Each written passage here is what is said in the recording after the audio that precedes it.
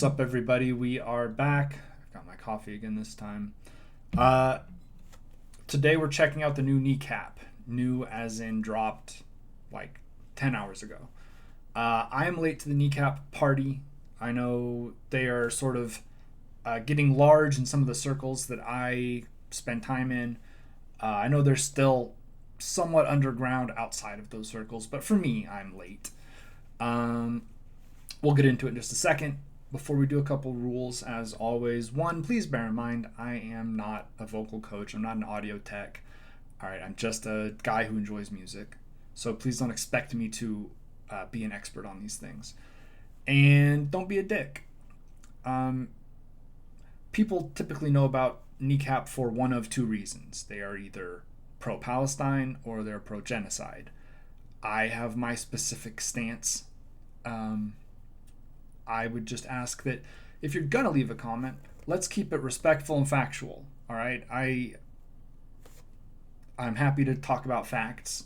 I'm not happy to talk about opinions. With that out of the way, let's get into it. This is KNEECAP and Paul HARTNOLL with SAYŌNARA.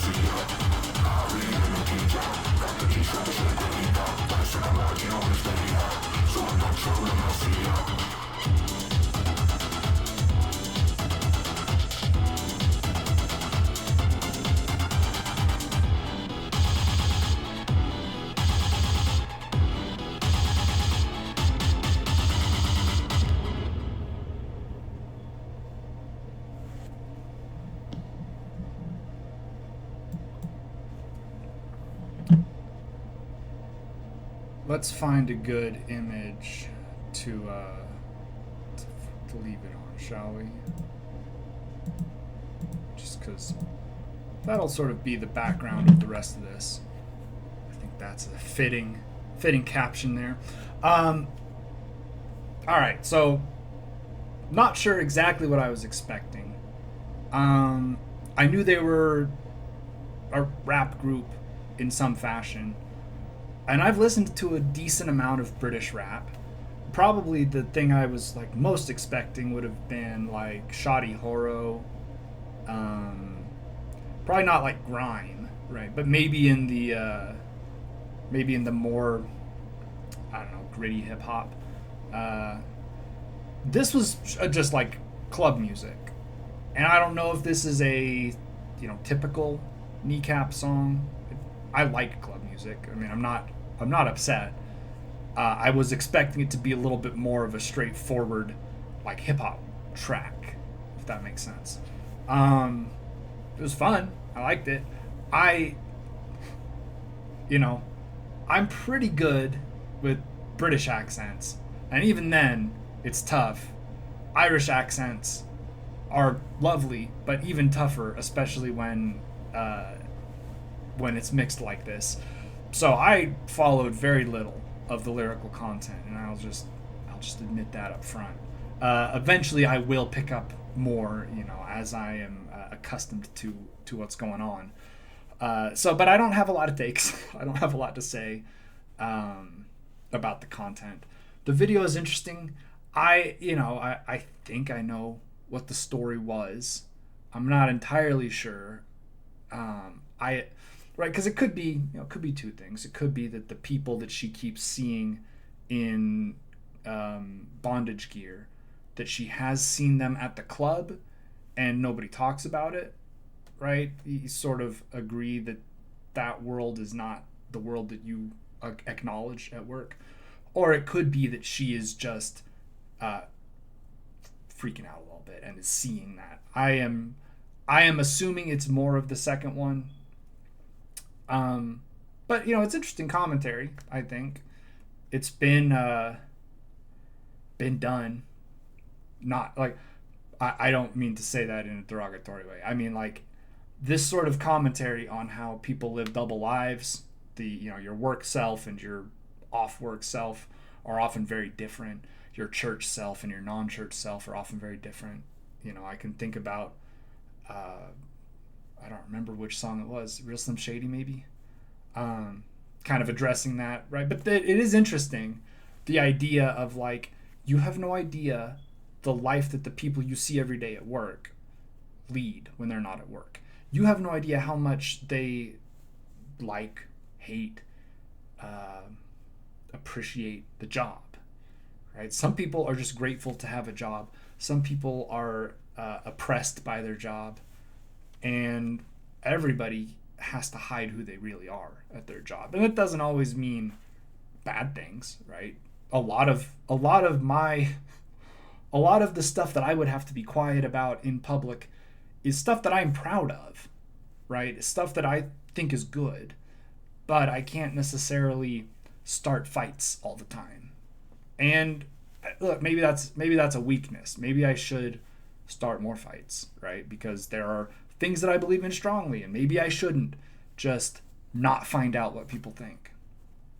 But in order to function in the world, generally speaking, you do have to keep at least some parts of yourself private, or private until you're in the right atmosphere. And, that's interesting. It's interesting to me anyway. Maybe not to anybody else, but this is my channel. So if I want to philosophize, I am allowed. I'm going to also tag on the end here. Obviously, if you were paying any attention, you would see some of the imagery in the video, some of the murals and stuff. And I mentioned this at the beginning of the video, but I will elaborate a little bit more fully here. What is happening in Palestine is a genocide. It has been classified as such by multiple agencies, by scholars of genocide, historians, people who have survived the Holocaust. It is well understood to be a genocide by everyone except for the people who are continuing to fund it, which is primarily the US and the UK, right? Mostly us in America, but the UK is not without their own sins that they're aware of, which is particularly galling if you are a separatist, right? Or I guess a unionist. I understand the positions, but I don't understand all of the exact terminology. So my apologies to the Irish patriots out there. But people who want Ireland to no longer be part of the UK, but united as one Ireland, right? You can see why I could get unionists and separatists mixed there. Anyway, if you don't want to even be in the UK, then seeing where your UK membership is placing you in the story, right, in the history of this genocide, that is particularly infuriating. I am, at the very least, I'm an American citizen who is like, we're one country, right? That's it. The colonizing already happened a long time ago, and we've been here for a while. But in Ireland, you have a strong independence movement, right? And it's been going for the last 50, 60 years. I mean, I know about the Troubles. I don't know all of the prehistory, right? I know that there were Irish who fought in World War II and World War I. And I also know there were people who were opposed to being in the military. I'm just saying, for at least the last 50 years, there has been a very pronounced movement for independence. And so if you are sympathetic to that, seeing the atrocities that your name is now on, right, by association because you're stuck, that is not a pleasant thing. And I want to be very careful here, right?